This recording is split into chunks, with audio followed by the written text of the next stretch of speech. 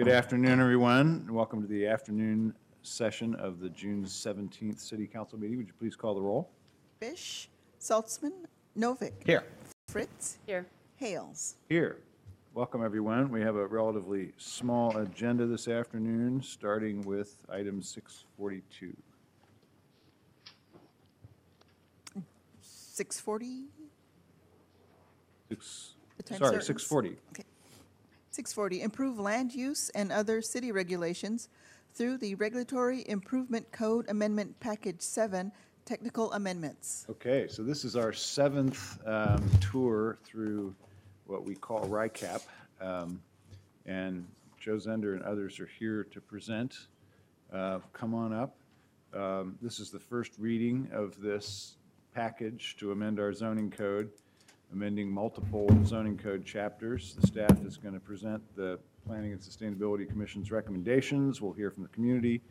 I want to thank both the Bureau of Planning and Sustainability and the Bureau of Development Services for bringing this project forward. We've got this, I think, somewhat down to a science of how do we tune our code periodically to respond to new information or problems that we encounter. So appreciate you being here this afternoon. I'll hand it over to Joe to start the presentation. Great. Good afternoon. I'm Joe Zender with the Bureau of Planning and Sustainability.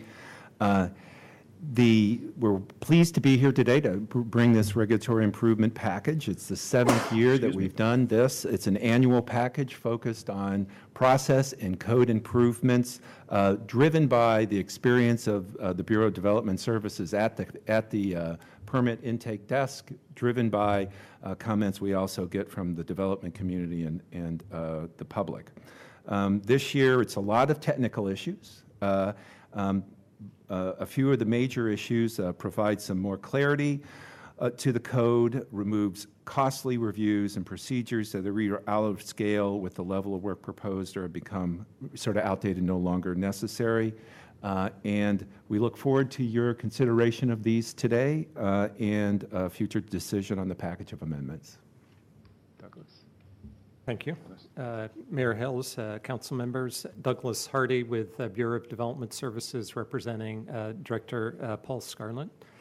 I too would like to thank the staff at Bureau of Planning and Sustainability for their continued work on improving the zoning code through this ongoing recap program. It really is a great example of the two bureaus, Bureau of Planning and Sustainability and Bureau of Development Services, working collaboratively to respond and importantly in a timely manner to zoning issues that are raised both by staff and by the public in our daily use of the zoning code. For this recap package, the focus has been primarily on ensuring consistency of regulations within the zoning code and with other city and state codes. As you'll see, or as you have seen, the amendments provide greater clarity to the public and importantly increase the consistency with how the zoning code is implemented on a daily basis by staff. BDS is particularly excited about the proposed amendments that allow for a more streamlined design review process for minor revisions to approved design, and also those amendments that provide greater clarity on how to measure a variety of different roof forms and that clarify how limited land use reviews are to be regulated.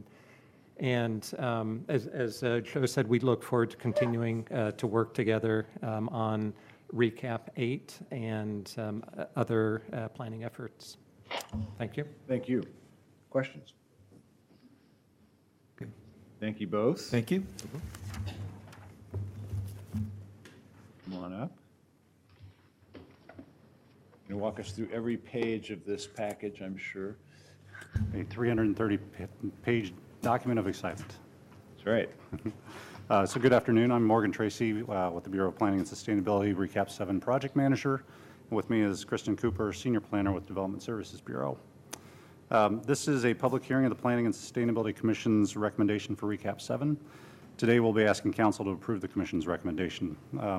Before we get started, a couple of housekeeping measures. We're going to be working off this handout for simplicity rather than waving the 330-page document around. In addition, you're in the process of receiving a memo that is essentially replacement pages for page 237 and 238 due to a formatting error. Some of the proposed code amendment language was not underlined in the recommended draft. This replacement page corrects that error in formatting. Just noting that there's no changes to the content of that proposed amendment. So where do recaps get their start? So this is our 7th time around, but it's always good to sort of refresh. This diagram illustrates how ideas for improving regulations are funneled into the regulatory improvement request database. Some of these issues are directed to other bureaus, the other appropriate bureaus to address. Some of these issues are tackled by BPS as part of a larger geographically targeted or topic-specific project like Central City Plan, for example. The remainder include technical matters of code clarification or consistency, or maybe discrete minor policy-related requests, and this is the world of recap that we work in. So recaps are a bit different from other legislative code projects in that they are not topic or area specific, but they could include bundles of related items that are related to a particular area or topic. More significantly, they're limited in scope to address mainly technical issues and some minor policy matters within a quick time frame. They're also not part of the comp plan update. That's an important distinction. The miscellaneous items and recaps are packaged into one-year cycles for efficiency and greater economies of scale. In other words, recaps are a means for continually maintaining and updating the city's zoning code, much like we maintain our cars for regular tuning. Each recap work plan is selected from eligible items in the database that rank high in the following criteria. So we look at who is affected, what groups, and how many people, how widespread an issue is. Is it one zone? Is it a citywide issue? How problematic the issue is and how often it comes up, and the potential for improving the regulation without adding undue complexity. Recap 7 included considerable amounts of public outreach. The public has been able to review these proposals since January. We sent notice to over 700 people. We met with many organizations and individuals during that time, and the feedback we've received has helped us to further hone and clarify the proposed zoning code amendments. On April 28th, the Planning and Sustainability Commission accepted staff's proposal to make one additional clarification to the scenic resources overlay to address trees in the right-of-way, and then unanimously approved the remainder of the recap proposal. So going back to the two-page summary, this guy, you'll see the recap covers 47 items in 3 areas of amendment topics.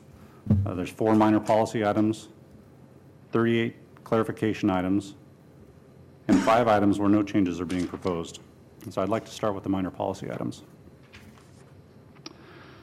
So what do we mean when we're talking about minor policy changes? Minor policy items are those where they modify existing policy rather than create new policy. They do represent a change from the original intent, but they're consistent with the original intended outcome.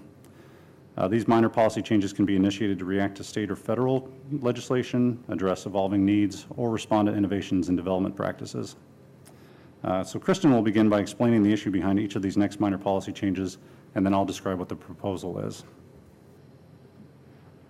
Large-scale development, such as a new building downtown, is reviewed through a Type 3 design review with a hearing before the Design Commission. Sometimes after a building is approved, minor changes are required once engineering is completed, tenants are secured, and materials are sourced. The code currently requires these changes to go back through the same review procedure and a Design Commission hearing, even if the scope would usually just require a staff review. So the proposed amendment would allow for minor alterations to the approved design to be reviewed at a staff level, with appeals going back to the Design Commission. The projects would have to meet 4 qualifiers to be able to fit into this Type 2 review. First, that the approval is still valid. Second, that the building is not finished yet. Third, specific conditions of the approval cannot be changed. And fourth, the overall change to the project cost is not more or less than 15% of the original project value. Pre-application conferences are required for all Type 3 land use reviews. They allow applicants to present their proposal and planners and infrastructure bureau representatives to outline application requirements such as traffic studies and stormwater reports. They are often the applicant's first opportunity to get site-specific public works requirements locked in and incorporate these requirements into their proposal. The current code requires the conference take place before a subdivision application can be submitted, but allows other land use review applications to be submitted at the same time as the request for the pre-application conference and prior to the conference being held. The proposed amendment will consistently require that for land use cases where a pre-application conference is required, the conference must be held before submitting the land use application. The zoning code uses the term floor area to regulate the bulk of buildings. It is currently also used to limit what goes on inside a building, but it does not work as well for this. As you can see in the figure on the left, active building areas and limited uses below grade are not counted toward floor area, and other parts of the building that do not contribute directly to the impacts of a use, such as an above-grade structured parking, are counted toward floor area. So these amendments will replace the term floor area with the term net building area to measure limited uses, as this term measures area above and below grade and excludes structured parking area. Floor area will continue to be used to describe the scale and bulk of buildings above ground. What will be the practical effect of that in terms of how much parking is required? Actually, so we made changes throughout. Part of the reason this code got so, or this package got so voluminous, we made changes similar or consistent throughout the code in addressing required parking. So if there's, for instance, a retail sales and service use that's established in a basement below grade area, we would now be able to capture that for the required amount of parking for that use. Wondering the same thing. Does that change in what we measure as net building area, make it, does it affect the percentage of the project that can be parking? In other words, does it, I know we have ratios, right? They get this many parking spaces for this many square feet of building area. But does this have a incentive or disincentive effect on how much of a project becomes parking? Maybe not. Well, it would more adequately or more accurately account for the areas being used in that particular use. So the classic example is in an industrial zone, we have limitations on the amount of retail service that's allowed. Right. If that retail service is established below grade now, it doesn't count as against that limited floor area. The amendment will count that retail sales service both above and below grade, and it'll also require that parking be applied to that use, whether it's above or below ground. So ultimately, I guess the answer to your question is it would require parking for uses that are established below ground that are not currently Or at least required. allow, even if it wasn't required. So Andina has restaurant space on the basement level as well as on the main floor. If they were applying for that land use today, we wouldn't necessarily count the basement level as building area, and their parking ratio would not be affected by that. Maybe I'm entangling this in other zoning code issues that I don't need to, but I think Commissioner Fritz and I were both wondering whether this is going to have an effect on the parking. Both on the issue. parking and on the size of the building.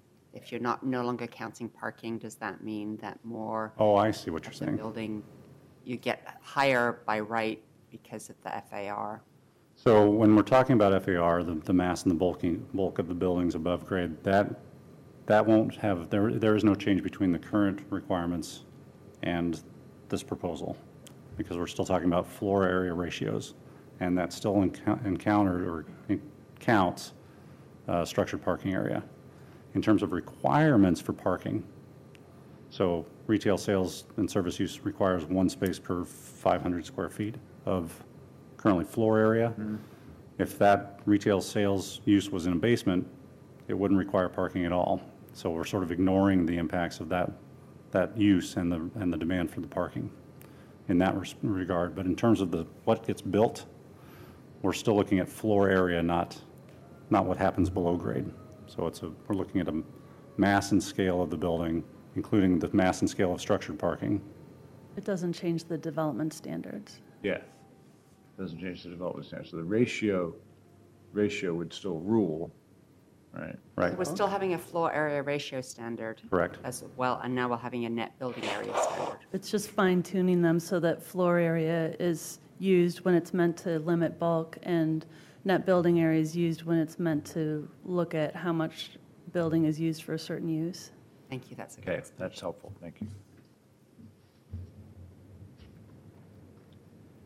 The zoning code specifies how to measure the height of various roof types. Gable roofs are measured to the height of the highest gable, the average height of the highest gable, sorry. Shed roofs are becoming increasingly popular, but are not directly addressed in the language or figures for measuring height. Since shed roofs don't form a gable, they are measured to the highest point. Including a reference and diagram in the zoning code will make this more clear to applicants and other customers. So there are 38 other items in the Recap 7 package that address technical fixes for consistency, fix errors, or provide greater clarity for the existing regulations. Rather than spending time covering each one, unless you have questions on them now, why don't we wait to see what testimony we receive, and we can respond to specific questions later. Okay, So that concludes our presentation. Today, we're asking the council to approve the Recap 7 ordinance to amend Title 33 and Title 11 and adopt the commentary as legislative intent. And staff is available for any questions the council has now or after we hear from the public. great. Questions? Thank you both. Thank you. Thanks very much. So we'll see if anyone wants to testify on any of the items on this list. Come on up, Mary Ellen.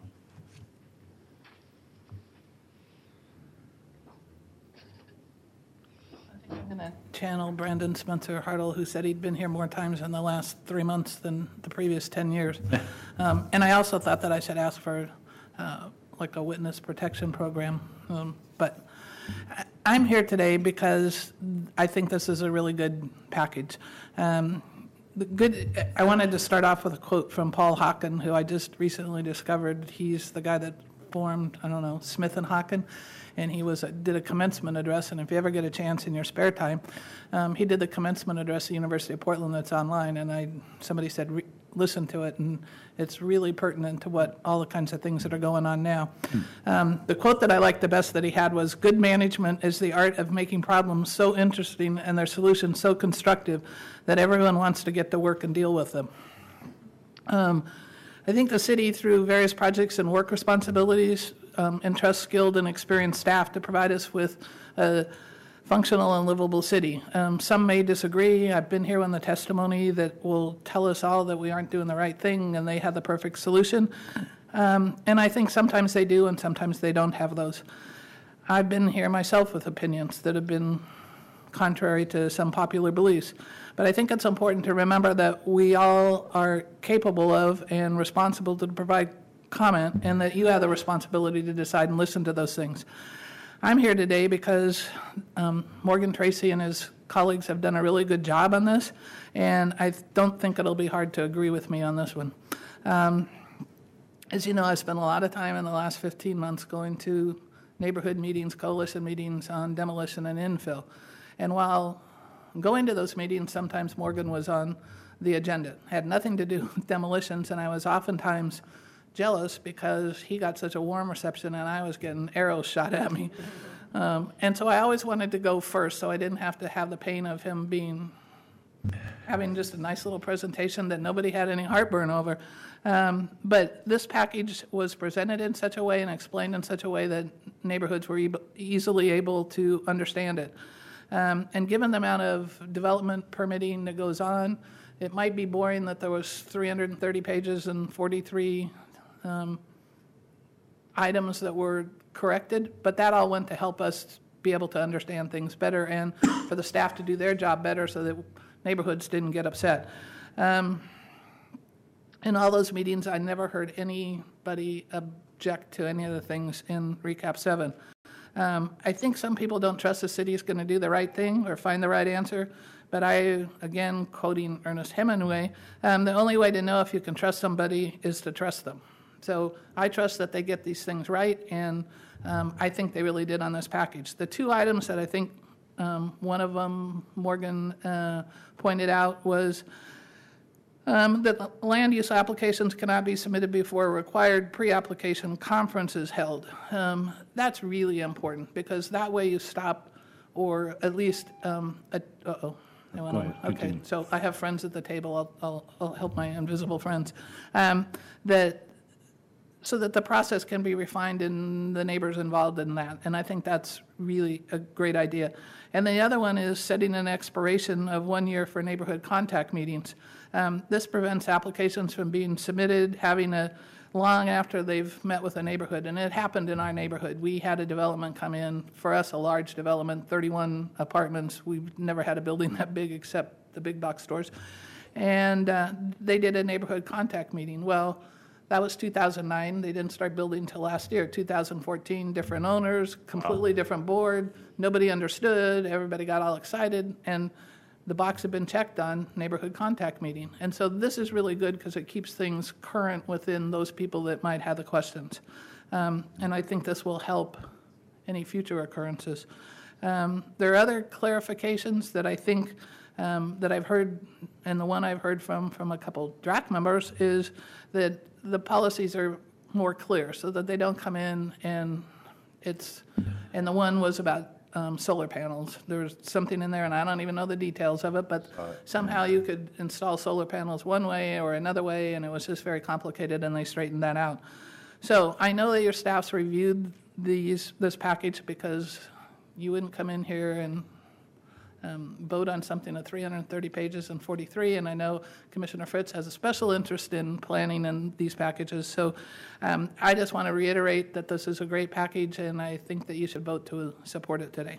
And thanks. Thank you. Thanks for all your volunteer hours on this subject.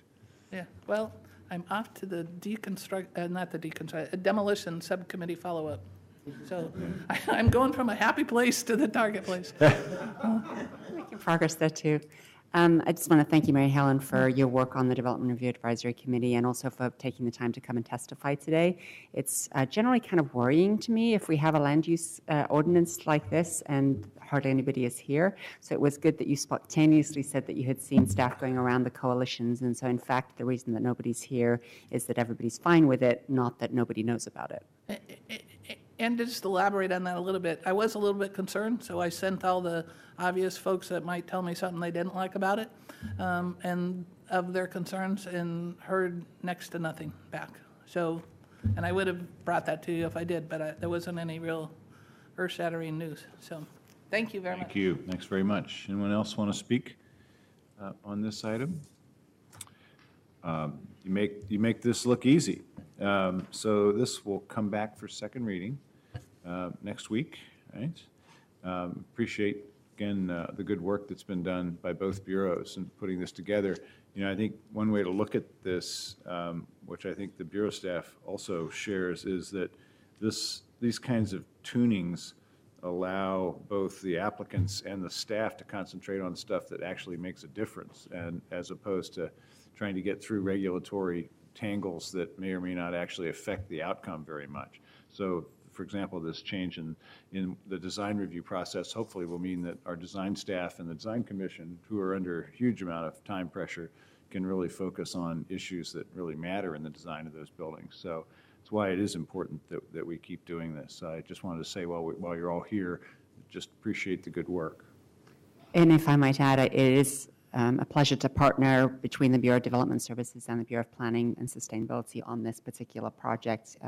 You and I are both enthusiastic about minor code changes that make things better, and particularly appreciate both the Development Review Advisory Committee and the Planning and Sustainability Commission for the volunteer effort on this. I know there was a significant discussion about solar panels at the Planning and Sustainability Commission, and the Commission's recommendation to leave it as staff and the community process had suggested is good advice, which I will be taking, but it's good to know that there was a robust discussion at the community level, which then in this case, Mayor has sent it to us 100% correct. Yeah, that's great. So, thank you very much. Good work, you all. Thank you. This will come back for second reading next week.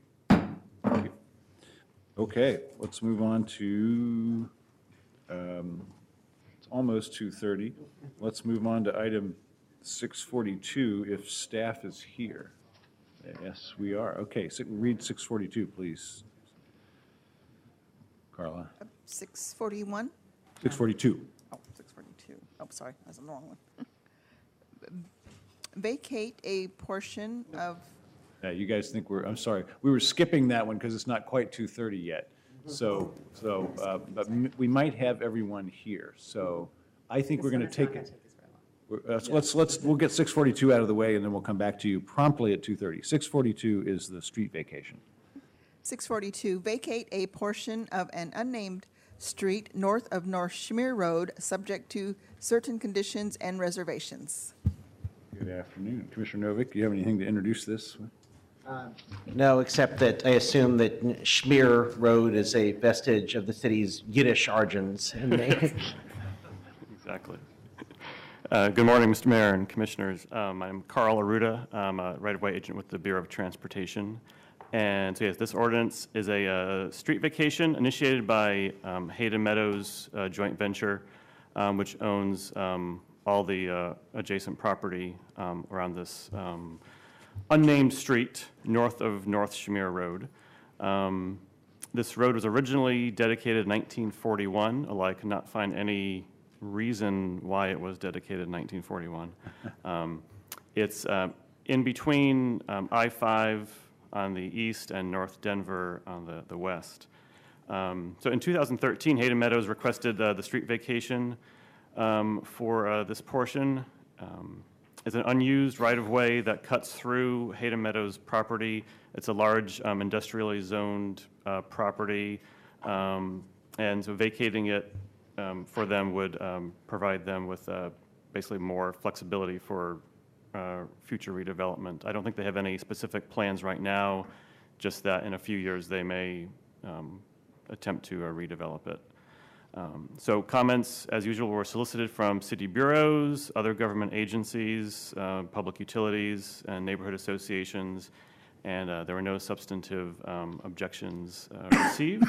And so if you have any questions, I'll be happy to take them. And I think representatives from Hayden Meadows are here also if you had any questions for them. Industrially zoned, right? Yes, I believe it was general industrial zone, yes. Yeah, it's the site where the containers were stored for quite a while. Exactly, Now right. vacant. Right. Okay. So this vacation will allow it to be more feasibly redeveloped for another industrial use, I would assume, right? Right, that's our presumption, yes. Okay. I have to say, I think this is the oddest piece of right-of-way I've ever seen. It It really doesn't is. go anywhere. It Yes, doesn't no, seem- even in 1941, before I-5 was built, it didn't really go anywhere. And Okay. Thank you for researching as to why it was dedicated. well, we generally try to find out where the streets came from before we send them away on vacation. Particularly since it doesn't even have a name, you know, it wasn't. No, it never had a name, yes, no. Well, after Schmier, maybe they just gave up. They were running low. Okay, anyone want to speak on this item? If not, thank you very much. It'll return for second reading next week. Thank you. Okay, now 641.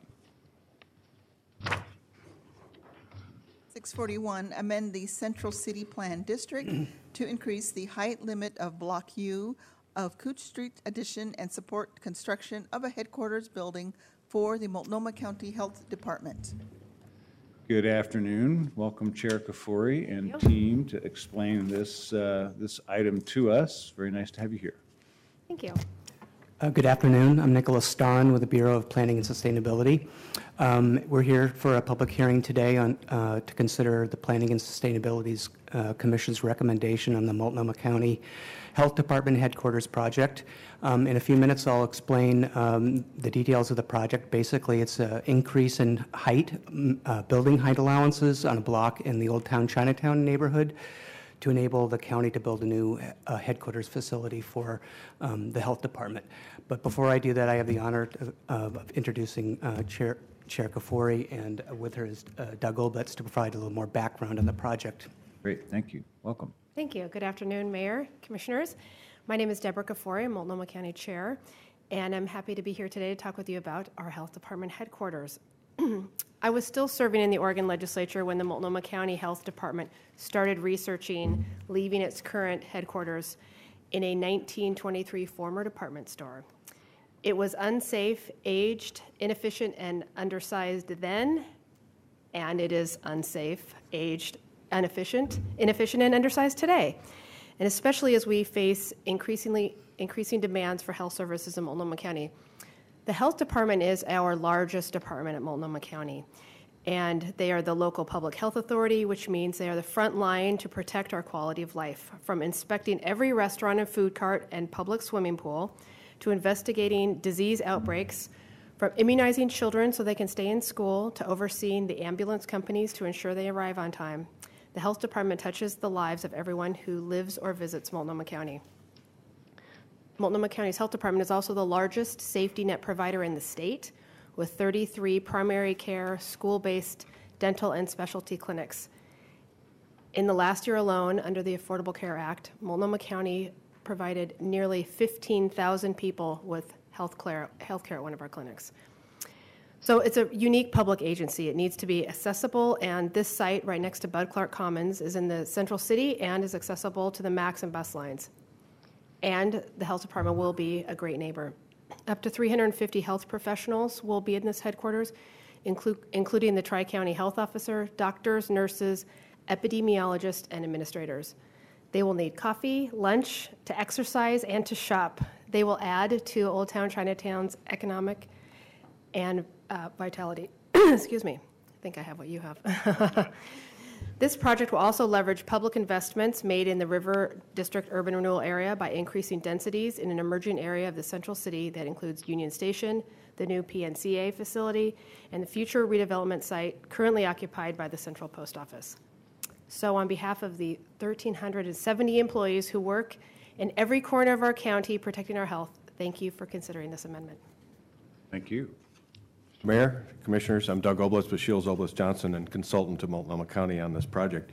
I wanted to take just a second to acknowledge the excellent and collaborative work that has been provided by Joe Zender and Nicholas Starren and the other folks at the Bureau of Planning and Sustainability. This was a technically challenging project that required a lot of compliance with state land use laws as well as city regulations. And the team worked extremely well together to get to this point today. The project that we're here to talk about today is in the process of evolving from its original 6-story form, which was insufficient to meet the program identified and achieve the goal of consolidating all administrative functions. This change to the zoning code will allow us to achieve all of the consolidation that's intended by the county for the health department. This is a difficult site at 17,500 square feet. It's less than half a block. It also needs to be designed in a way that carefully relates to the Bud Clark Commons, which is on the same block, while respecting the view corridor to the Union Station Clock Tower, the primary view of which is along 6th Avenue. The proposed map amendments will allow the county to develop subject to approval of specific FAR bonuses as part of the design review process, up to 150,000 square feet of space, and that will allow all of the health department administrative functions to be consolidated. During the last few months, we've conducted extensive stakeholder outreach, including reaching out and consulting with those that were involved in the first generation of this project. And today you will hear from some of those key stakeholders who will express, we believe, support for the project while also identifying issues that we need to address as we go through the design review process and undertake construction of the project. So with that, I want to turn it back to Nicholas, and he's going to outline this proposal for you. Thank you.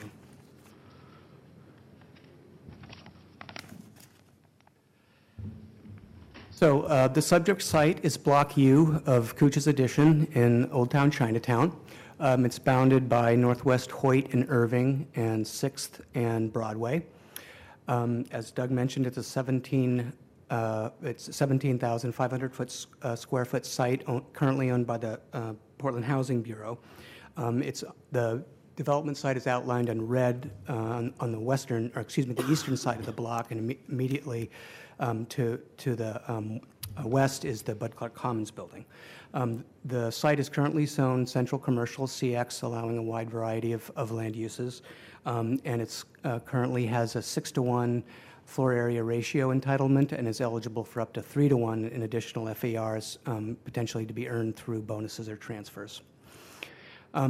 The existing height limits are shown on the map on the left. You can see that the site is currently limited to 75 feet in height, and the site is not eligible for height bonuses that may be earned through the use of FAR bonuses, and I'll explain that a little bit more in a minute. And as Doug mentioned, the 75-foot height limit is not sufficient to allow the anticipated need for 120 to 150,000 square feet of site that the county needs for their headquarters facility.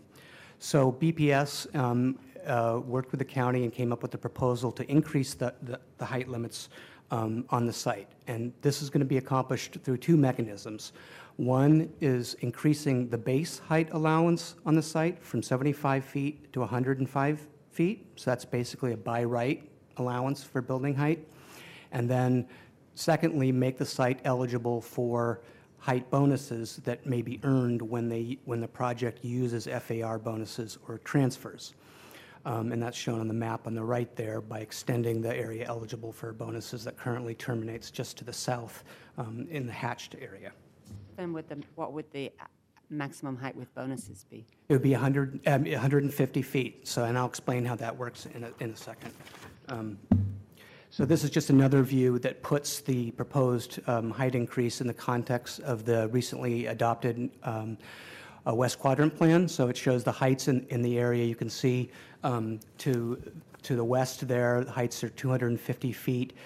To the south, they're 325, and then to the east and the north, they're 75 feet.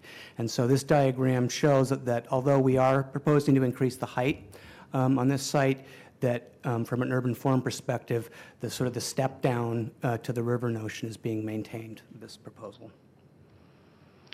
So to answer your question, Commissioner Fritz, so as you know, there are a number of different FAR bonuses and transfer tools that are available in the Central City.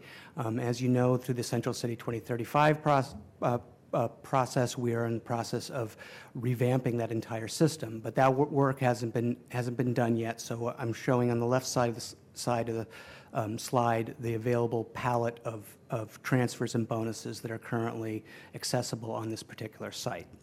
So when the project comes in with a proposal, for basically the way the height bonus works, for each 1-to-1 of FAR that they earn through the use of one or more bonuses or transfers, they earn 15 feet in height. Basically, the height provides a mechanism for the project to utilize that FAR that they've earned, up to a maximum of 3-to-1 or 45 feet. So that's where you get the 150, 105 by right, and then 45 through the use of bonuses. And this is consistent with the direction that we received from the Planning and Sustainability Commission and City Council in the West Quadrant Plan, where everywhere where we're proposing additional height, that we sort of require some use of bonuses to achieve that.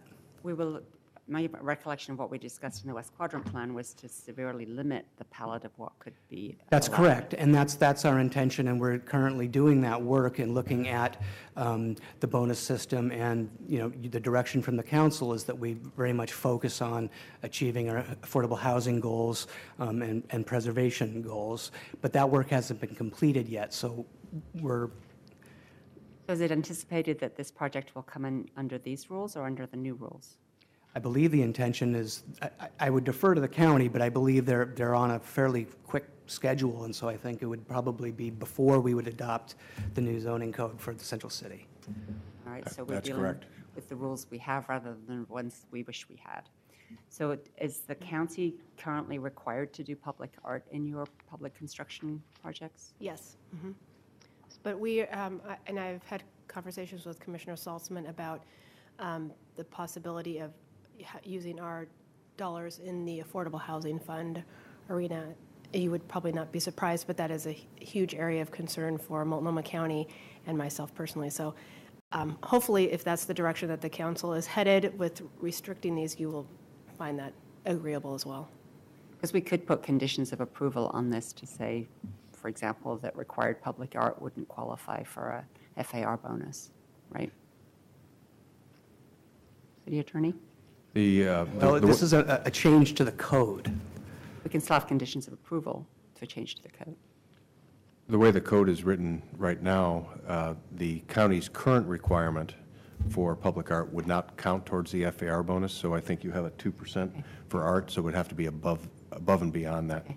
And then, Chair Kafori, what did you put in extra for housing in your budget that you just passed? For this project or for housing? Housing in general. Additional new ongoing dollars of $2 million, and then a one-time only infusion of $500 million. So $7 million in the budget. I think that's probably more than we would require as a condition of approval. Just saying. I think we are actually attempting to find additional dollars to use, Commissioner Fritz, to use for this project, for this area, because we know that those dollars that we've already allocated are to other projects, so. Right. Thanks. It's great. Knowing your passion for affordable housing, you might not even be too upset if we required an additional I think it's amount. great. So I just wanted to add, too, that this is in the central city, so the site is subject to design review, and so the final FAR and height would be evaluated as part of a land use review when the proposal actually comes in. The site is quite near Union Station, which is an identified historic and scenic resources. So as part of this project, we undertook an analysis to gauge potential impacts of development on the site under the increased building envelope on views, public views of the Union Station clock tower, which has been identified as a scenic resource in the Scenic Resources Protection Plan, as well as the draft update of the Central City's Scenic Resources Inventory. So we identified 4 key views and analyzed those in terms of potential impacts, and found that the effects of the increased height on the site would not block or even partially block any of the views of the site. And so I'll just quickly walk you through some images that we used. This is the view of the Union Station, probably the primary view, as Doug mentioned, down 6th Avenue, and you can see that the view is preserved. And I want to add here, this is not a building, obviously. This is just an envelope, a bulk, sort of the worst-case kind of scenario. It's not designed, obviously. So the view is preserved, and there's adequate light and airspace preserved around the view. This is a view from the center of the Steel Bridge. You can see the proposed building mass on the far left of it, and quite a ways away from the station. This is the view from the center of the Broadway Bridge. This is probably the most impact, although the view is not blocked at all, and the Union Station clock tower is still higher than what could be allowed under the proposed height change. And finally, this is the view from the old Thunderbird Motel site on the east side of the river, looking across at Union Station, and the project, the Multnomah County site, is to the far left there. And then this slide just gives you an idea, puts a little bit in context. In the center there, in sort of pinkish orange color, is the Multnomah County building built to 150 feet, sort of in the context of the allowances for height and FAR around it, as well as existing development. And you can see the Union Station clock tower, the lower left. We did undertake quite a bit of outreach for this project. This sort of summarizes some of the key stakeholders we spoke with as part of this project. I would say in general, we received support for the project, in some cases qualified support, and there was a number of concerns that were identified that include the precedent that this kind of height adjustment to accommodate a single property might make, the desire for mitigation of impacts during construction, particularly as it relates to the nearby Bud Clark Commons, and questions about which particular bonuses will be used in the public benefits that would be received. But in general, we heard support for the project. The Planning and Sustainability Commission voted in April unanimously to forward it on for your consideration. They heard generally favorable testimony at that. Again, with some of the concerns that I just mentioned were brought up.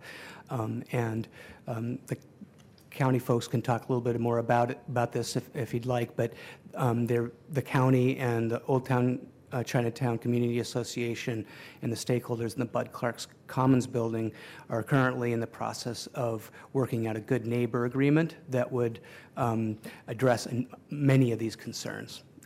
I'm not sure if that'll be in place by the time design starts or construction starts.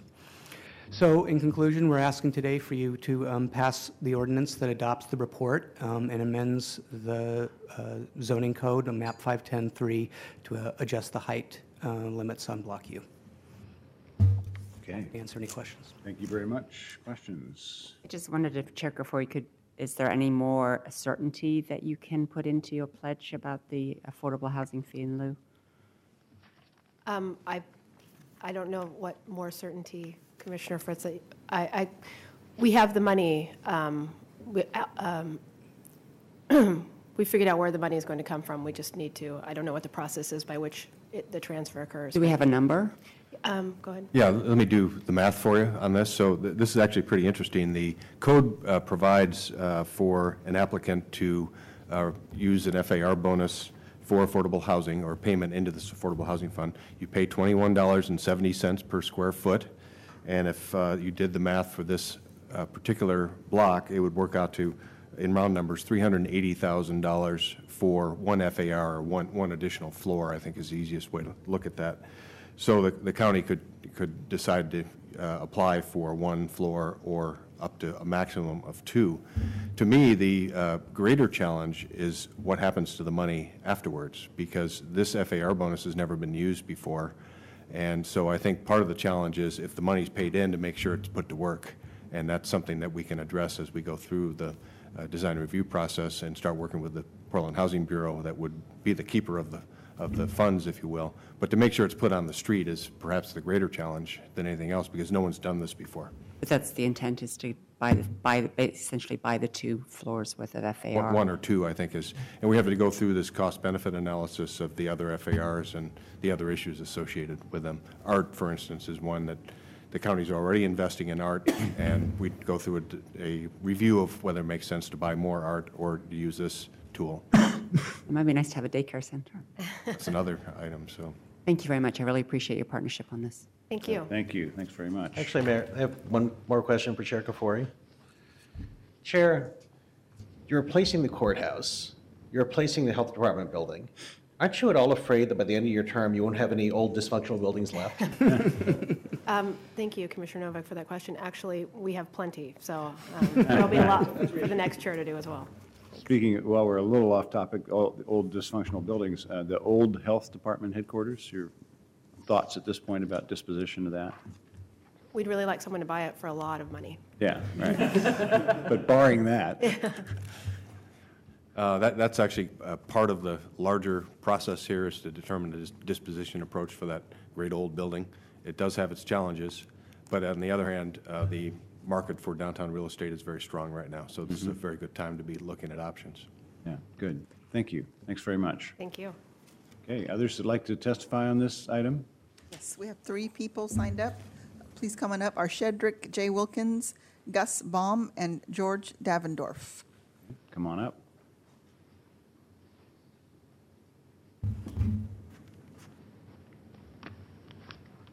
Good afternoon. Afternoon. Mr. Mayor, Commissioners, I'm Gus Baum. I'm the Senior Director of Planning at PNCA.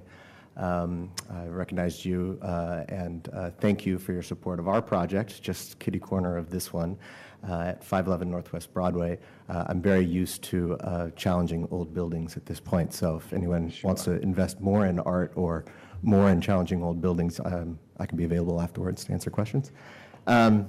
I wanted to urge your support of this project. One of the strategic reasons that PNCA's board chose to redevelop the 511 building, locate its headquarters there, was to help invigorate the creative corridor along Northwest Broadway.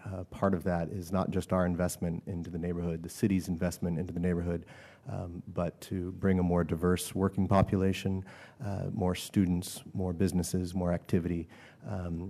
In speaking with the county and Mr. Oblitz on their project, which they briefed me on, we're confident that this type of activity is exactly why PNCA was put in its position to succeed at that location, and why others should be considering Old Town Chinatown in the Pearl District for future work.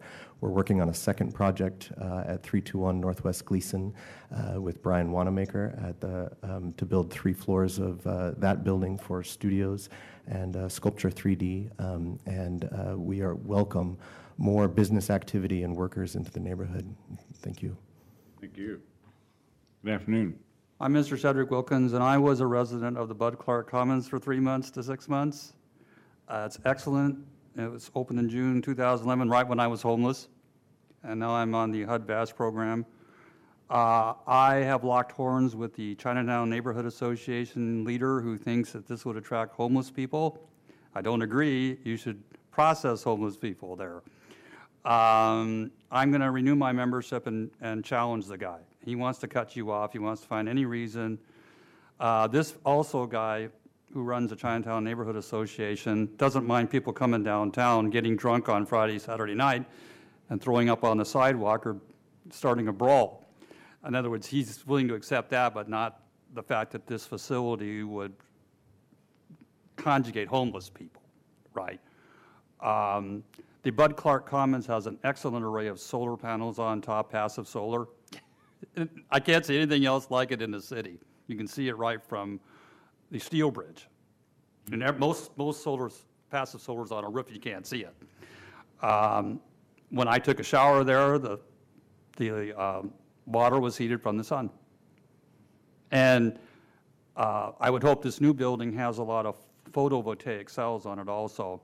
This building also makes a good bookend. Every county in this state should build something like it, and the Bud Clark Commons. I also spent time at Dignity Village. Dignity Village is not a solution for anything. It isn't, because it's very exclusive. And this is a good thing. On my personal view, that we should try to remove people, homeless people, from here, the Pearl District, and put them into Chinatown. And I'm going to become a member, and you need to build this thing. I didn't know where the wind's going. Looks like the money is going to build this thing. And I met Ms. Gafori last year in the lobby when they announced the plans. And this is going to make Portland look good. So keep going. Thank you. Thanks very much. Good afternoon. Mr. Mayor, and thanks very much for this opportunity to address the council. My name is George Devendorf. I represent Transition Projects, so we, along with our colleagues at Home Forward, occupy the other half of the block in question. And I'm here today in support of the county's proposal. As you all can appreciate, it's a dynamic neighborhood in many respects. It's also a very challenging neighborhood. I think the county's plans would represent a real benefit to that immediate neighborhood, and we would welcome having them as our neighbors. We share with them a similar goal in safeguarding the health and well-being of the residents of the county. And I think it would be, as I've said, a strong addition to that neighborhood, particularly at this time, and we would like to see it move forward. Right. Thanks, George. Thank you very much. Questions? Thank you all. Thank you. Any others? That's all who signed up. Anyone else wants to speak on this item? All right. So this is an ordinance, but not an emergency ordinance. So it will come back next week for second reading. But I want to thank you all for a great presentation. Wish you well, assuming the council votes next week to support this, which I think we will. And look forward to you successfully navigating the design review process with a really great building. Thank you. Okay, let's move on to the remaining two items this afternoon, 643. Amend Portland Parks and Recreation Smoke and Tobacco-Free Parks Policy Enforcement Strategy. Mr. Fritz. Thank you, Mayor Harrells. On February 18th, the City Council voted to expand Portland Parks and Recreation smoke and tobacco-free policy across our entire park system. The policy goes into effect on July 1st.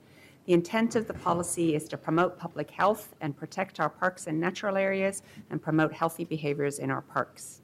It aligns with Portland Parks and Recreation's focus of healthy parks, healthy Portland. She says it's the Yeah, that doesn't sound very healthy, sorry. He has not been smoking, I'm pretty sure about that. Although well-intentioned, this ordinance, is well-intentioned, and I expect it will be successful, because by and large, when Portlanders know what the rules are, we comply with them. There has been a concern that people who are in violation of the policy may be criminalized. Communities with higher rates of smoking and tobacco use may be disproportionately affected. So we are proposing an amendment to be made to the policy's enforcement strategy to ensure that those in violation are not criminalized. And again, we are not changing the policy, we are amending the enforcement strategy. And I have a revised a substitute, which I'd like to move at this time. Okay. I made. Commissioner Fritz moves substitute language. And the main change in the substitute language is to say that Portland Parks and Recreation staff who have the authority to enforce park rules will be enforcing them, except that any person providing security services at Pioneer Courthouse Square, Director Park, or that portion of the South Park blocks adjacent to Portland State University may enforce the prohibitions of tobacco and smoking in those parks only in the manner provided by this section. Is there a second to that amendment? Second. Okay. Thank you. So let's take a roll call vote to put the amendment on the table, and then we'll hear from Director Abate and anyone else. So. Novick? Aye. Fritz? This is, keeps the rules as they are and allows the security at these locations to enforce according to this amendment should it pass. Aye. Hales? Aye. Okay. Thank you. Mr. Mayor, Commissioners, Mike Abate, Director, Portland Parks and Recreation. I'm joined by Assistant Director Warren Jimenez and also Security Manager Galena Burley. From the beginning, we've intended education to be our primary tool of enforcing the smoking policy. However, as it's currently written, there is still a possibility for patrons who refuse to comply with the policy to be subject to a park's exclusion or harsher penalties. And we expect that education will get us to the best outcome and want to clarify that in this amendment today. The amendment specifies that a person in violation of the policy will not be subject to exclusion or to criminal enforcement. Rather, any person violating the policy may be required to leave the park in which the offense occurred for the remainder of the day. Enforcement will only be administered by Portland Parks and Recreation staff who have the authority to enforce park rules with the amendment that Commissioner Fritz just brought forward. You may be wondering about marijuana. Marijuana is different. The new state statute legalizing marijuana specifically prohibits smoking marijuana in public. Therefore, our current policy of exclusions for infractions related to marijuana will remain in place. We believe this amendment clarifies the intent to focus on education as it relates to smoking in parks and is responsive to the concerns we've heard from the community that the Commissioner described. With that, please let me know if you have any questions. Questions? Okay, thank you, Mike. Yep. Anyone want to speak on this item? Come on up.